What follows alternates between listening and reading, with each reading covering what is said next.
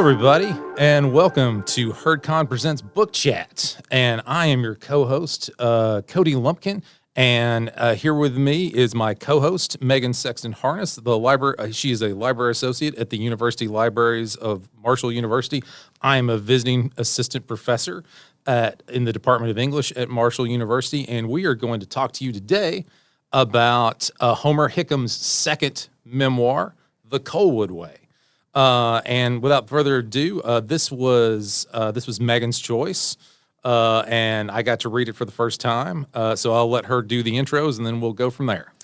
Yeah, thank you, Dr. Lumpkin. If any of our listeners remember back, I think during the summer, right before the fall term, me and Dr. Lumpkin discussed October Sky in comparison with J.D. Vance's Hillbilly Elegy. So I thought it would be fun to continue with the Coalwood Way, and it's very snowy. We're getting ready to go into Christmas, and this book is undoubtedly a Christmas book. Might surprise people, but it's great for the season. But I did just want to introduce Homer Hickam once again and tell you a little bit about this book. So Homer Hickam grew up in Coalwood, West Virginia in McDowell County, where his father was a mine supervisor for the Olga Coal Company. These early days of Hickam's life in a coal company would become the main inspiration for many of his memoirs and fiction works. Before becoming an author, Hickam attended Virginia Tech for industrial engineering, served in the Army during Vietnam, gaining the title of captain, and worked for NASA, focusing on propulsion, spacecraft design, and crew training until his retirement in 1998. The same year Hickam retired, he published Rocket Boys, better known as October Sky. Though this first book would bring him literary success and a movie based on his life, Homer Hickam would go on to write several more books, both inspired by his time growing up in Coalwood and dipping into science fiction, eventually winning the Vietnam Veterans of the Arts in America's, I don't know what this was supposed to say when I did that. Vietnam Veterans of America's, it's an art award for Vietnam veterans. I apologize for that. In 2011, he also won University of Alabama's Clarence Cason Award and the Appalachian Heritage Writers Award, in addition to his honorary doctorate in English from none other than Marshall University. Today, we're discussing The Coalwood Way. Though a sequel chronologically, Hickam refers to his book as an equal instead because the events of The Coalwood Way focus on the same fall and winter events of Rocket Boys, with more focus on the town and its people instead of rocket building, though there is still plenty of that. Hickam would move forward with the third book of the trilogy, a true sequel, Sky of Stone. Hickam now has 5 books set in Coalwood, also including We Are Not Afraid, Strength and Courage from the Town That Inspired the #1 bestseller and award-winning movie October Sky, and Carrying Albert Home, the somewhat true story of a man, his wife, and her alligator. Homer's most recent publication, Don't Blow Yourself Up, returns Hickam to memoir writing, but focusing on his time after Coalwood. I was kind of interested in how this was, he calls it an equal. It's something that happens concurrently to the events of October Sky / Rocket Boys, but the emphasis is very different.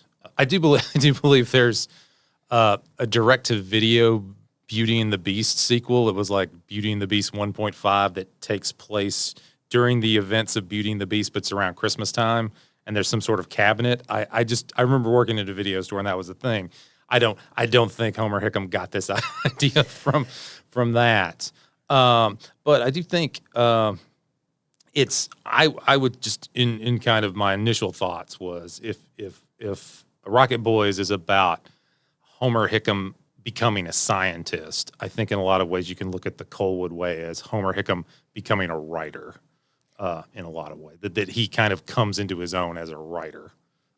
That's my thought. How does he start to think like a writer would, a storyteller in a sense? Yeah, I definitely agree with that. And I also felt like maybe he focused on this section because, the book follows this motif of he gets these sudden sad urges and he's trying to figure out what's causing them. And I kind of felt like maybe this was his first step into maturity in a way that he's realizing that he has these deeper, more painful feelings of adulthood. Yeah. Thinking like Rocket Boys is the story of a teen. It's kind of the story of a teenager, and Coalwood Way is a story of a young man. I guess it's something, but these are two things occupying the same person at the same time. But yeah, I think something that he kind of emphasizes in that, and I think also kind of focusing on the community and traditions. And I think it is very much a Christmas story. It is this kind of sense of like a character was absolutely utterly overwhelmed and overbooked doing all these things, and somehow it all works out. This kind of classic Christmas story that you see from like Hallmark to National Lampoon's Christmas Vacation or anything like that. Like, oh, the Christmas is ruined. No, Christmas is saved at the last minute. So. Every problem mentioned is fixed in the end. Yes. Very true to Christmas story. But that brings me to one of the first things that I wanted to talk about was this book opens with an author's note that is actually a quote from the year 2000 from Homer. And the quote, I'm just going to read it really briefly. Memoirs are tough things to write. How can you remember what someone said or did 40 years ago? I don't have an answer. All I know is that I do.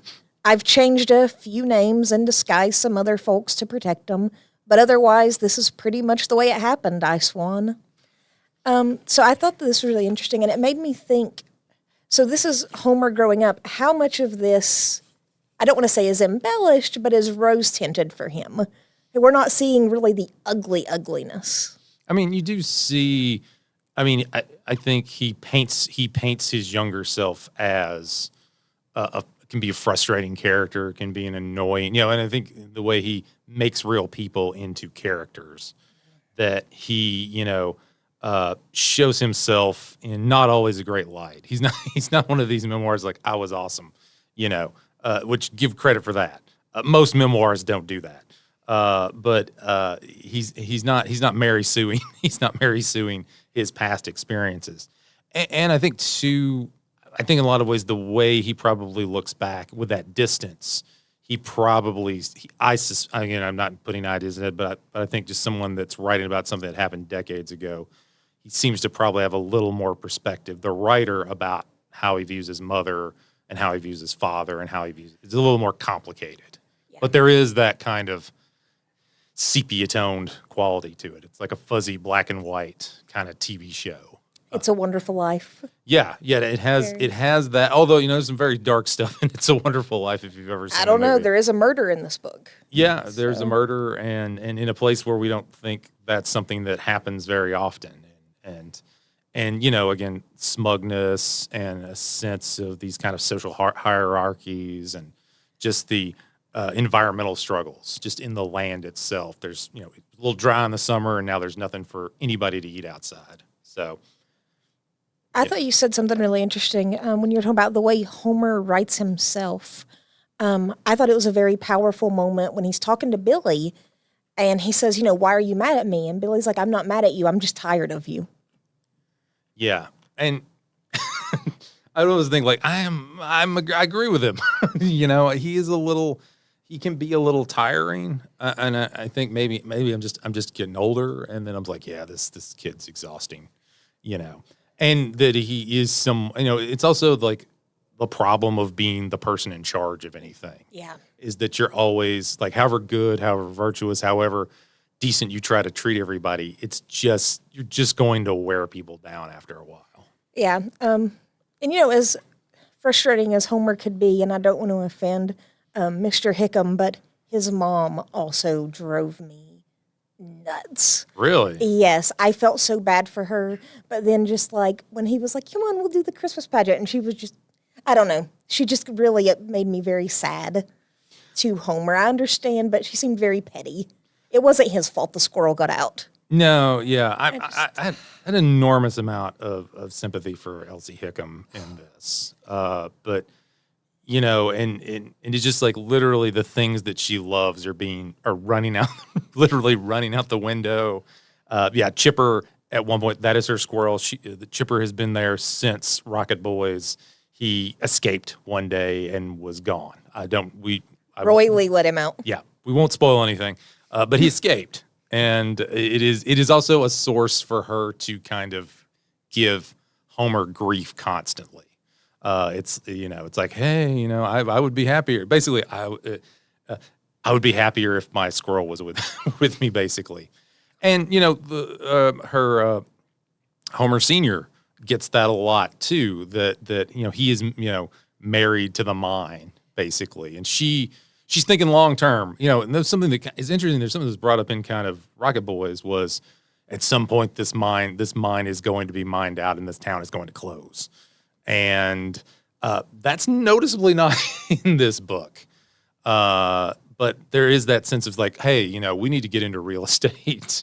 She's thinking more long term. She's thinking what's going to happen when he can't be in the mine. I have to start worrying about myself. Mm-hmm. And yeah, every plan that she does, there's a pageant, there's a float, Veterans Day float that totally messes up, and they don't get to win the float contest, and it's all blamed on her. And I feel for her. I'm maybe a little more sympathetic to her.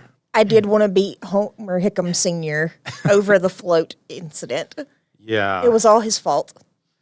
He's literally married to the mine. He is like the imagery, particularly in the first book, of the black phone that's always ringing. They have another phone in the house, but the black phone, which is the one that goes right to the mine, he's always going back and forth. And he's someone who is married to his job.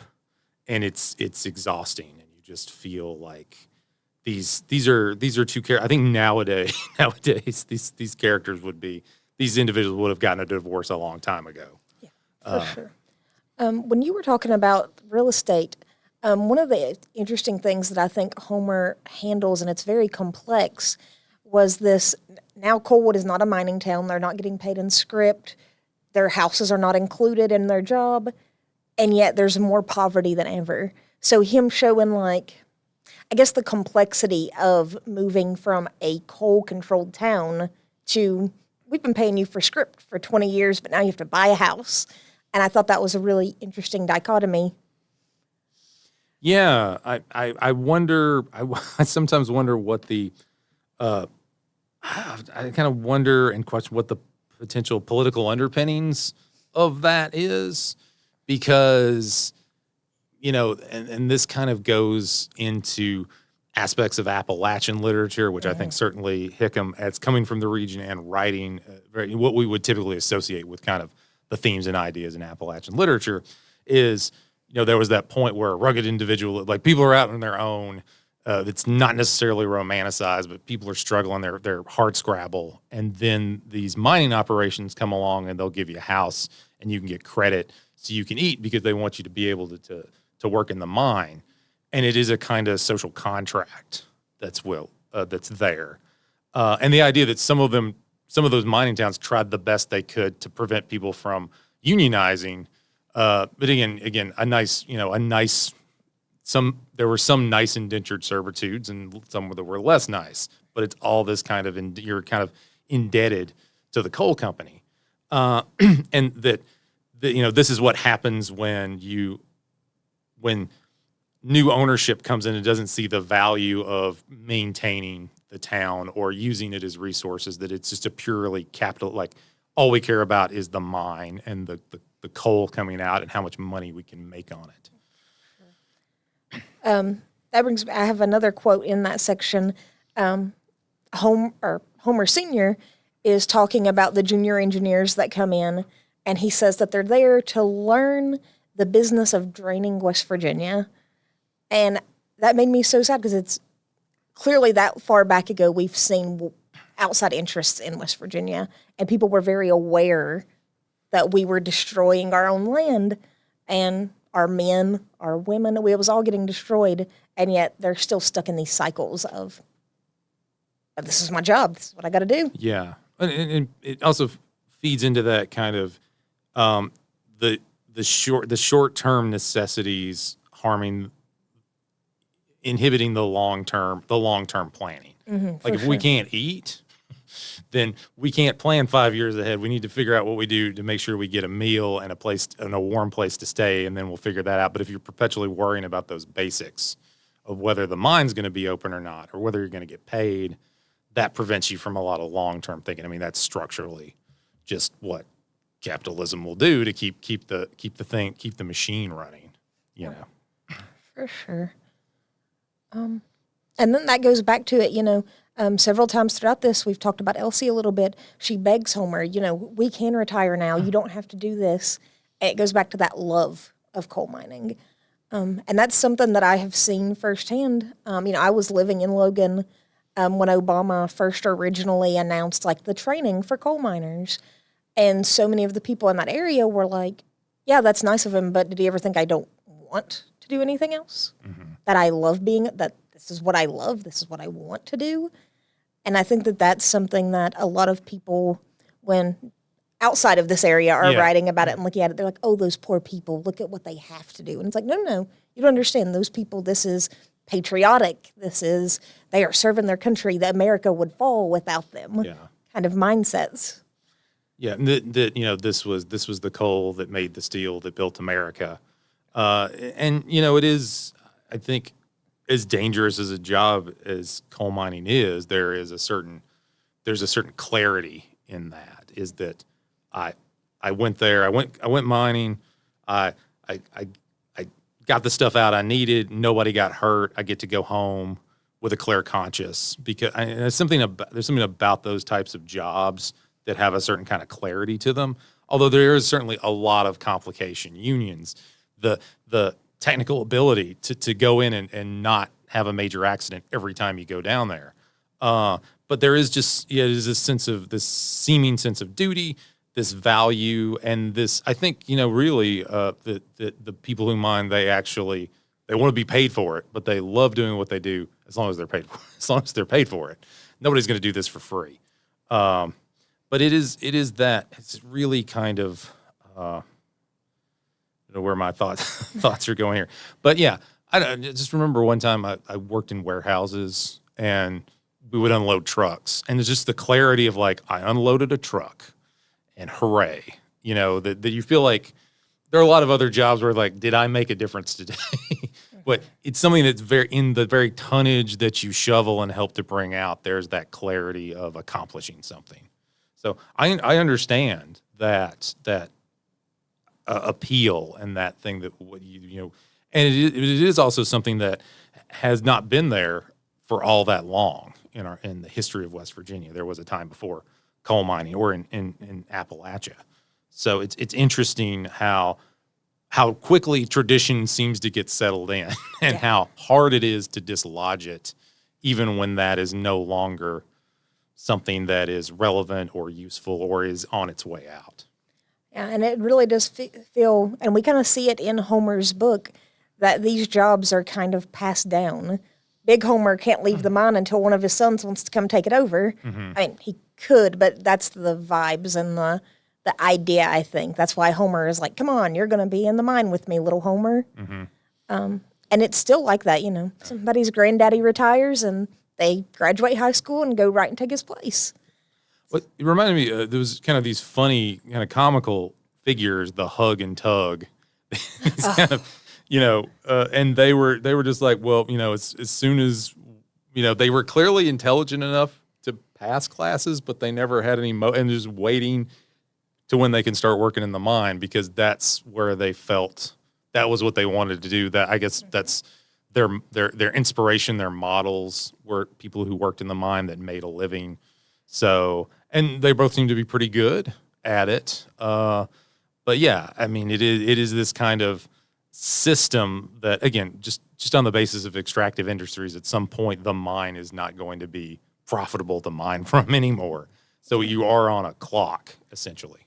And I really wonder how much of that not caring for education, not caring for the future, already know what you're going to do, goes back to that West Virginia fatalism. It doesn't matter. It doesn't. Everything's going to go bad, and that's just the way things are. And I thought it was really interesting. I have Homer here who says, I'm not a dreamer. dreamers sit around and do nothing. I do stuff. And I thought that was such an interesting thought, because anybody outside of Homer who reads this is like, a coal town boy wanting to be a rocket scientist? That is clearly a dreamer. But to him, he's, I guess, a doer, not just a dreamer. And I just thought that was very interesting in comparison to that fatalism. Yeah. I think there's also like a great sense of wanting to be part of a community. Like Hug and Tug want to be part of that community. One of the things the character, the figure of Dreama, who is very sad character from Gary, West Virginia, not Gary in Indiana. And Elsie Hickam is also from Gary. So there is like this, you are from this place that I am from, and we have a certain, I got to look out for you from time to time. But, and she is just, she basically shacks up cohabitates with one of the less reputable coal miners because she wants to be part of Coalwood. She likes the idea of that community. And I think it's a little bit when you think about like Christmas stories, there is this nostalgia for a time that never was. I think at least in American Christmas stories. If I may go on a tangent here about Christmas stories and Christmas films, most of them had kind of built up or started your kind of, a lot of your Christmas films, aside from the modern iteration, which was Charles Dickens' A Christmas Carol, that's how we the man who invented Christmas, that's very much the case. But in a sense of our American Christmas, we can think about the aftermath of World War II. We survived. The country fundamentally changed and industrialized to fight imperialism and fascism. And in that sense, we changed greatly. And so we saved the country, we saved the world. I think, we did a lot in World War II. And there's a lot of complications, so I'm oversimplifying things. But the people who served, the people who fought, the people who helped build everything, that America had fundamentally changed. It was a more industrial nation than it had ever been before at that time. And so the places that are idealized in Christmas stories no longer really exist. And so you see this very much. This is a place that no longer exists. So there is that nostalgia that comes over it. Even though this is something that's after that, but it's about places that never were and that we never had again, and the things that we did, things that we've done have locked us up. You almost think about it like Adam and Eve getting kicked out of the garden or something like that. We can't ever go back to that way, that Christmas. And I assume we all think that, whatever generation thinks, I remember my Christmas and it's changed so much. I'm making broad generalizations here, but that you see that it is all this like lingering, the idea of Christmas as a celebration in America is this something that's been lost in some way that we're never, ever really going to get back. With that nostalgia, even though this is a Christmas story, there is a little bit of Halloween in it. And I was so upset how quickly Homer bounced over Halloween. I wanted the nostalgia feels that this has, just a little more Halloween. Mm-hmm. If you're going to mention it, don't tease me about it. Tell me about Halloween. Yeah. Well, then really what that ends up being is, and again, it's like how it is, it is a very artfully plotted narrative to have been, this is exactly how it happened, I would say. Yes. But that becomes the vehicle for the starvation army. That the moment talking about a real horror is when some of the kids from one of the neighboring kind of villages shows up, and they're all like they're hungry and they're in bad shape, and Elsie just, here, take all the food you can get, and that again, that's showing that once certain stabilizing structures, like, okay, so you're in this situation, you're in indentured servitude, basically, you're working at a mine, but there's a place for you to stay, there's a way you can get food credit, these kind of things. Now that's gone. Clearly certain parts of town have fallen, sort of the area have fallen into degradation. So yeah, there's a horror story there. It's just not the fun one. Yeah. No costume descriptions, nothing like that. Just poor kids. Yep. But just speaking about that in general, I kind of wanted to turn a little bit.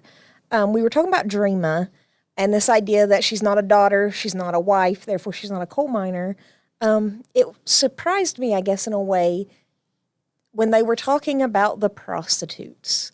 And like there was this vibe of the prostitutes are okay because they're not our daughters and they protect our daughters. And I thought that was a very progressive thought. I mean, not great, but like this acceptance. I would not have expected that in an Appalachian coal town.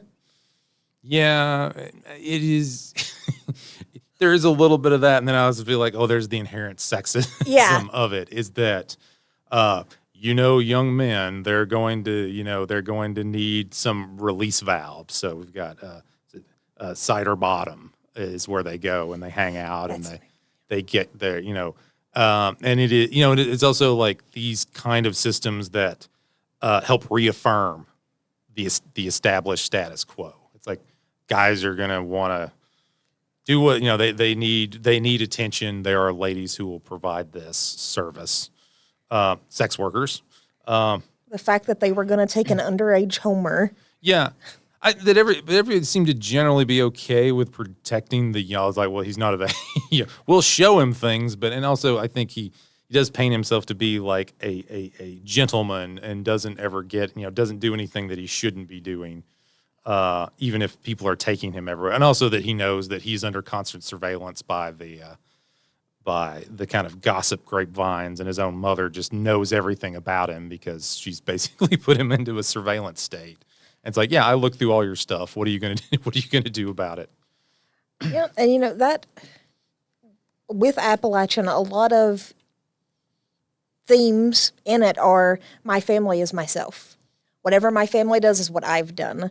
And I think we see this a lot with the Union play because we see Homer being bullied, almost getting jumped, just simply who his dad is. Yeah. He doesn't care about 11 East. He might even agree that it needs to be shut down, and that doesn't matter because it's not him, it's his dad. And I thought that just shows in those towns, like now, we're like, oh, leave the kids out of it. Don't talk about their family. Back then, it was a free for all. Yeah, yeah. And it was way back.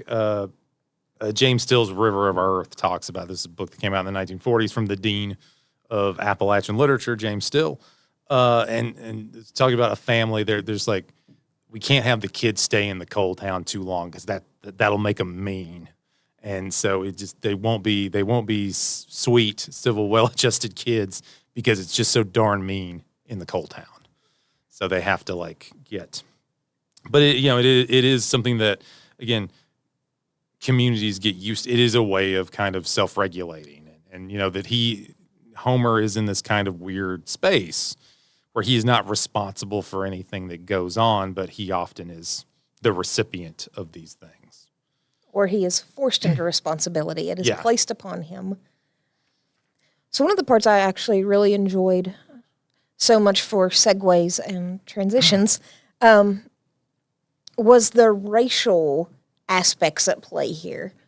Because we know that this is very soon after segregation. I think it's in the late 60s, isn't it? Yeah, it would have been at least post Brown v. Board of Education. And yet, Coalwood, maybe not legally, but they still have the black church, the white church. And yet, young Homer, always wants to go to Little Richard, the black preacher. And I thought that was so interesting for that time period in that area. But then I find myself wondering, how much of Homer's personality are we seeing here come from privilege? We're not seeing what Coalwood actually was. Yeah. We're seeing it through a very privileged, educated view. Yeah, if that makes sense. And it is that kind of thing where quote unquote black spaces, the black church, the black cemetery. That this is a place where white people could enter into, and there's not much that the African American population, they're here. What are we going to do? There's a really funny. It's funny and pointed in Henry Louis Gates's memoir, Colored People, coming out of Kaiser, West Virginia. And there's this black club. And, if it's all African Americans there, then they're out having fun. They're dancing. They're just having they're just letting loose. But the second, say, a white person comes in there, everybody stiffens up. Everybody gets a little more wary.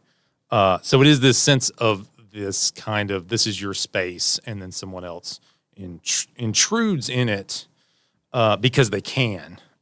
So, I mean, I do think that the kind of Reverend Little Richard, and that he seems to almost be, he seems to be really wise, and he offers this advice, and he offers this advice in a way that is like, I'm going to give you something, you're going to have to figure this out yourself, but I'm going to send you on the way so you can start to figure these things out.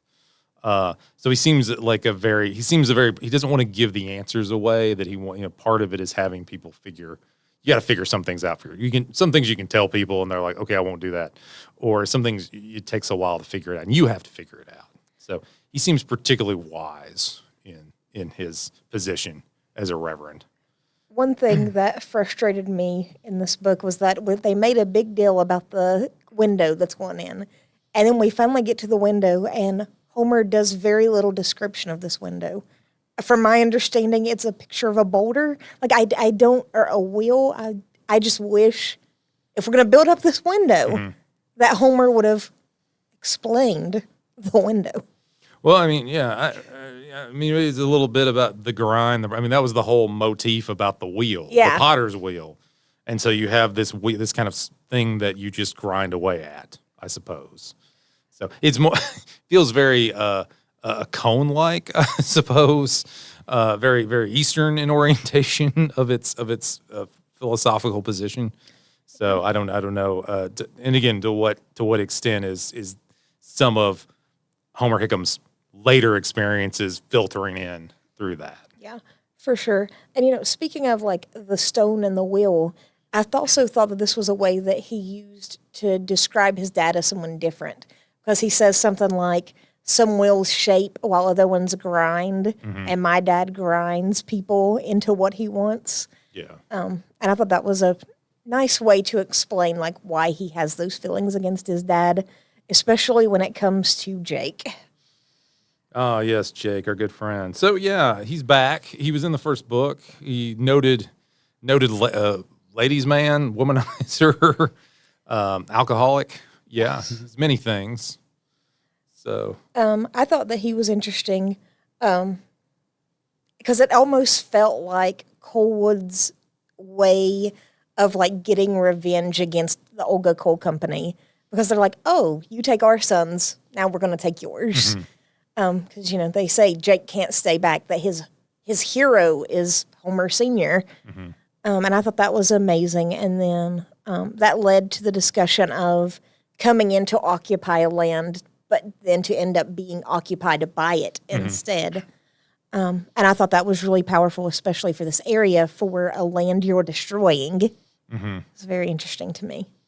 Well, I mean, yeah, and I guess there's a kind of, there's a kind of exploratory, pioneering, expeditionary spirit of that. You think about people coming from somewhere very different, and they end up falling in love with the place that they're in. Somebody that's coming from the East, and they go out into the deserts of America, and they fall in love with the deserts, or they fall in love with the mountains, or wherever it is. And I think that certainly Jake kind of embodies that kind of an outsider that nonetheless feels a lot of connection to that place.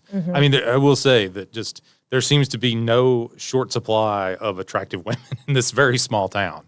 There's just lots of good-looking ladies. That's because Coalwood was where all the rich people in McDowell County lived. If they weren't in Welch, they were in Coalwood. And yeah, and it's just that and also that this shows kind of women as this kind of, I don't know if it's exactly a prize, but they are seen as this kind of, they're gorgeous, they're funny, they're all these things. They're like the dream thing to attain. So it's a little like, it's a goal almost. As long as they weren't cows. Yes, as long as they weren't cows. That is a reference to the Coalwood Organization of Women. Organization of Women, which is like the rival women's group to Elsie. Yeah, not the women's organization of Coalwood, I believe. Yeah. And they make a point all throughout the book to laugh and call them cows because of their initials. And, I thought that was really interesting. I remember when I took Appalachian film, we watched Harlan County, USA. For our viewers who haven't seen it, is a documentary about some of the mine protests in Harlan, Kentucky, and how much that focuses on the power of the women and how much also the Coalwood Way focuses on women. That, yes, the men are making the money, but the women are the ones running everything else. But they are like the most important. Even we see the teachers are like renowned in Coalwood, which I also thought was interesting. Yeah, there is this kind of hierarchy.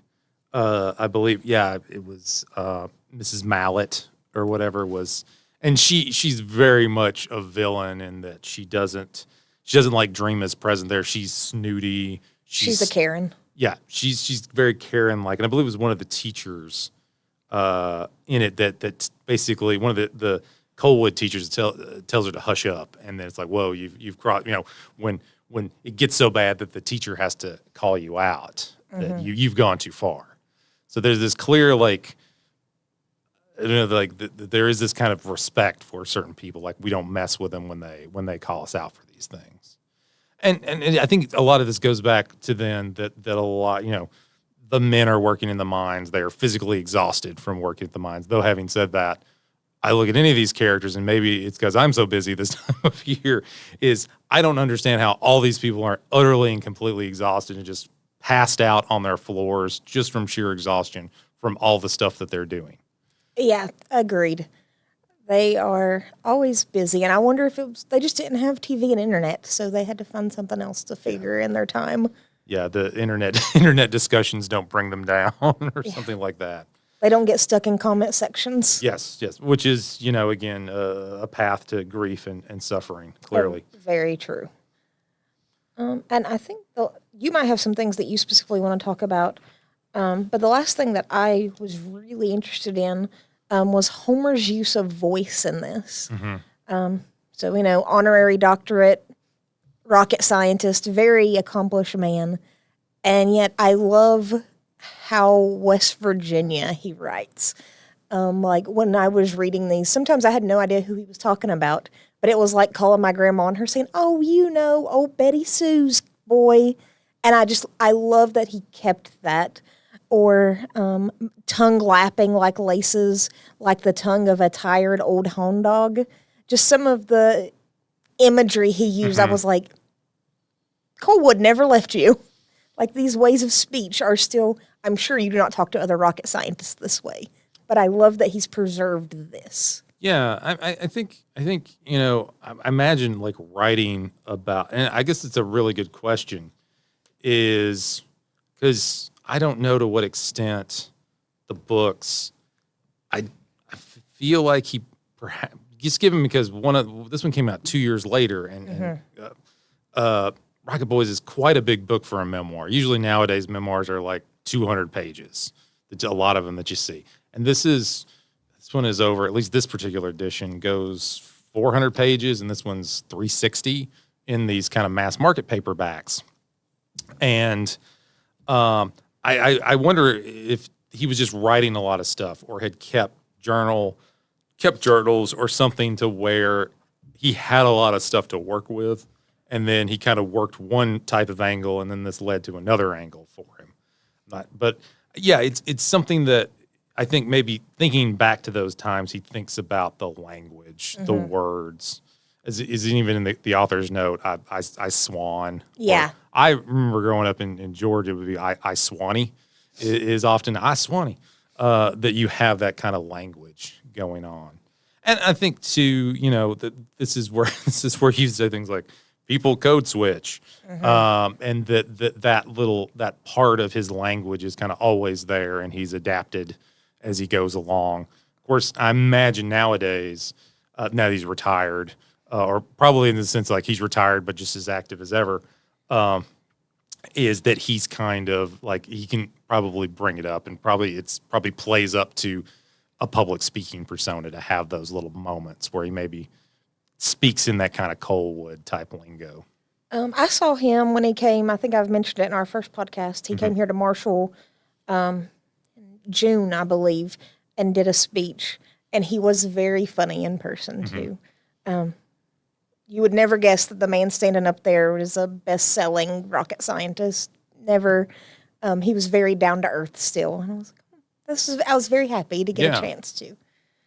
Well, it seems like he has I don't know, there's kind of like maybe working at NASA, you're important, but you're also a part of a team goal, and there's a lot of people working on things.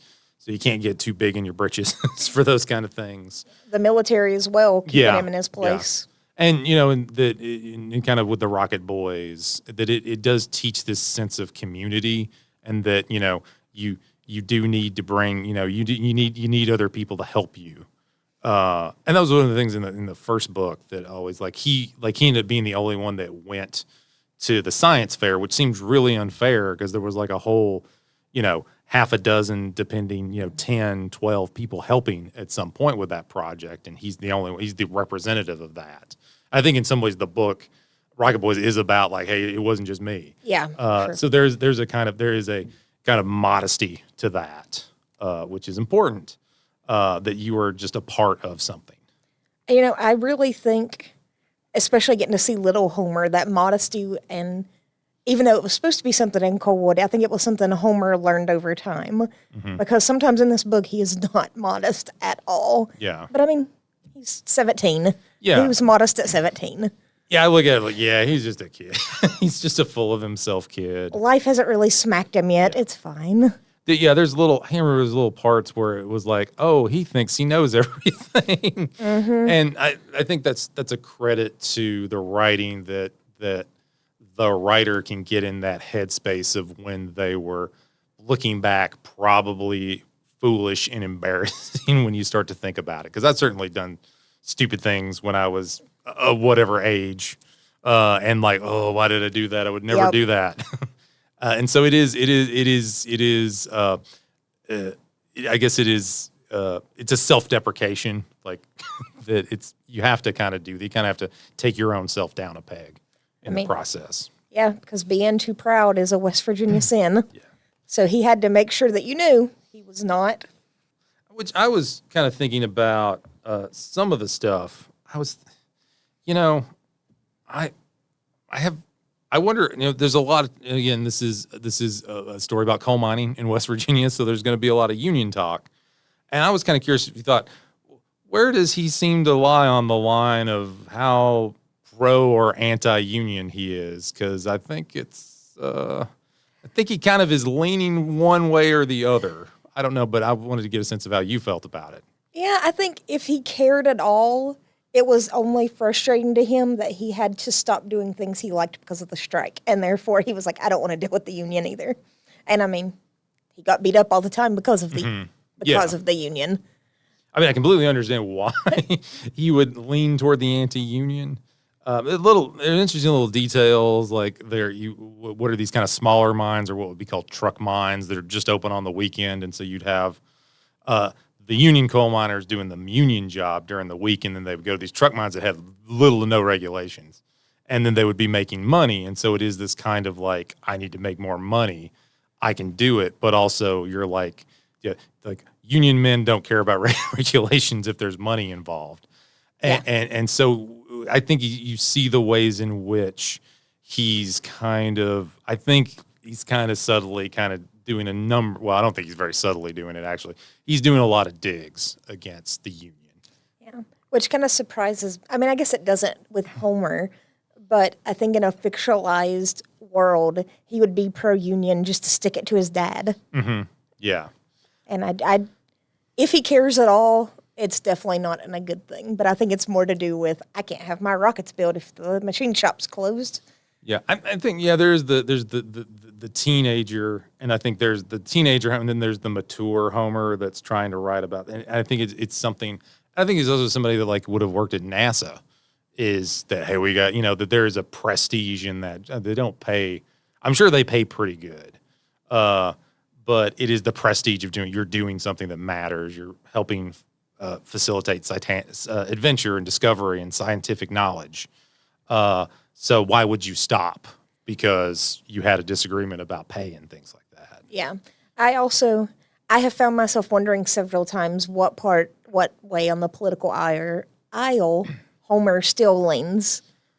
Yeah, he never says anything. He never says anything. Yeah, he kind of has a little bit of a Dolly Parton vibe to him. Yeah, for sure. I was just kind of looking. I was just randomly, again, such great research, looking on YouTube, and he was testifying about the value of science and scientific knowledge and STEM. I believe this was in 2018 in a congressional thing, and he's a real raconteur. He tells stories, yes, and everyone's laughing, and there is suddenly the right and the left agree that this guy's pretty funny, a compelling speaker. Yeah. Which I imagine that if you are a scientist in places like an engineer like NASA, whichever side has the power, you have to kind of how to appeal to everybody and how to appeal to both sides. So I think that probably comes from being again, these are like public employees.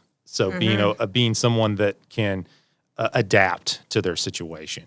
So whether there's a D or an R in charge of the appropriations and things like that, keep the funding flowing.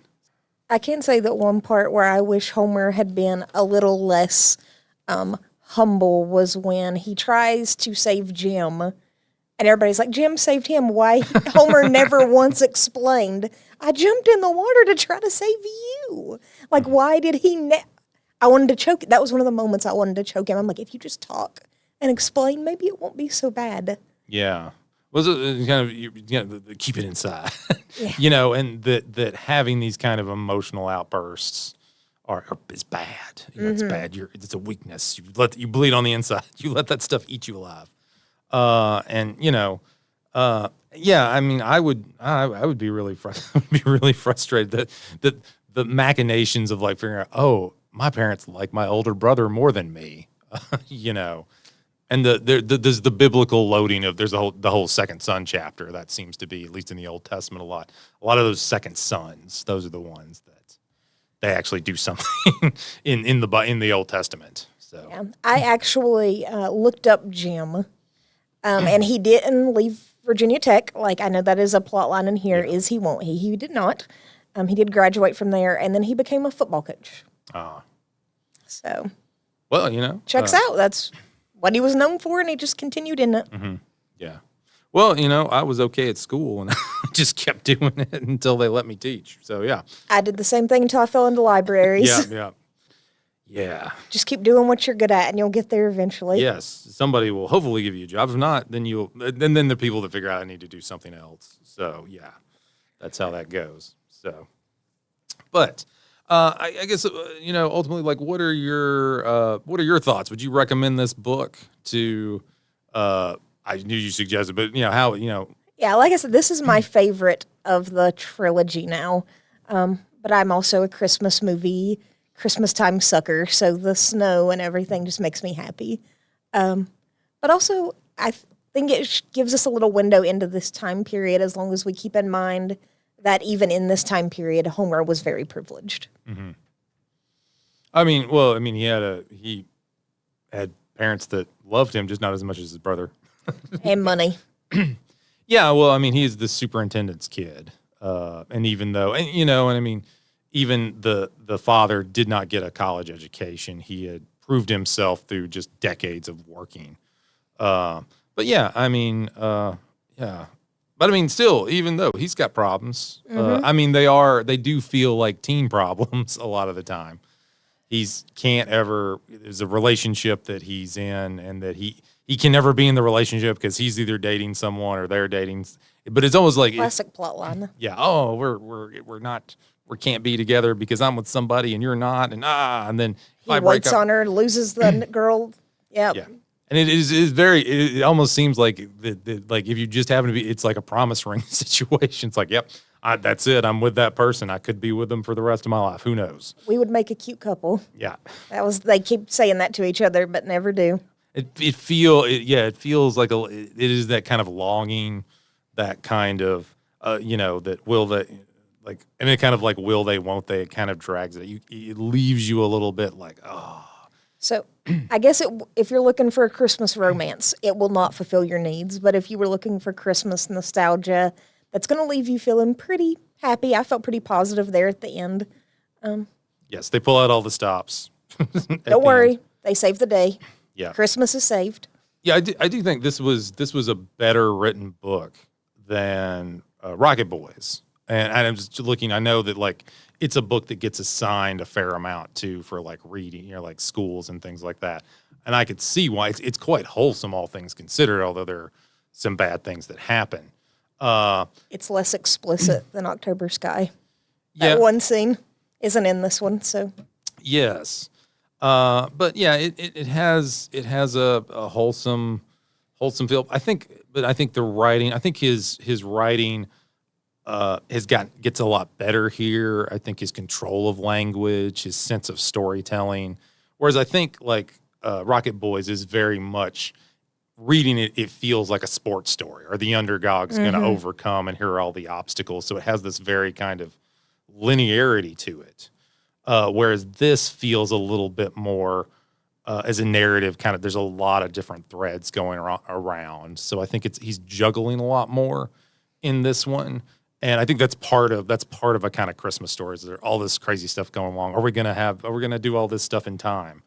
And I think that's one of the things that works. It makes for a good Christmas story. So. And for me, I like it because there's less math and science.